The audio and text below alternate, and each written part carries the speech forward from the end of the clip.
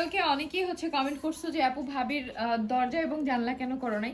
ভাবির রুমের দরজা জানালা, এই দরজা আরো দরজা আছে, এখানে 3টা, এখানে একটা, আরো এই জানলা, সবগুলো আমরা একসাথে করবো। কারণ 1 লিটার করে রং কিনলে হয় কি, এটা আমাদের মানে পোষাইতেছে না, আবার আনতে হয়। তো আমরা একসাথে বড় একটা ডিব্বা আনবো, 5 লিটারের একটা বড় বালতি আইনা, তারপরে পুরো বাসার গ্রিল একদিনে রং করব। আগে এই রুমগুলো রং করা শেষ করি, তারপরে। তো এখন কিন্তু দেখো ওদের ঘষাঘষির কাজ মনে হয় শেষ না।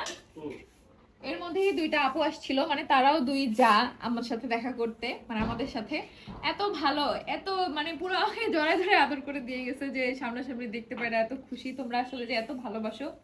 এটাই আমাদের কাছে অনেক বড় পাওয়া। এই এত বছর ব্লগিং লাইফে, 4 বছর ব্লগিং লাইফে, এটাই হচ্ছে মেইন পাওয়া, যে এত দূর থেকে, সেই কোন দূর থেকে আমাদের সাথে দেখা করার জন্য খুঁজে খুঁজে আমাদের বাসায় আসছে, ভিডিও দেখে দেখে, যে কোন গলিতে গলিতে আমি হাঁটছি ওইটা দেখে তারপরে আসছে। অনেক বেশি ভালো লাগছে। এভাবে আমাদের সবসময় ভালোবাসা দিও। আর এখন হচ্ছে কি, ড্যাম সিলার দিতে হবে না, কিছু কিছু জায়গায় দিতে হবে। এই রুমে এক সাইড বা 2 সাইডে হচ্ছে ড্যাম সিলার লাগাতে হবে, তারপরে আমরা রং দেওয়া শুরু করে দিব।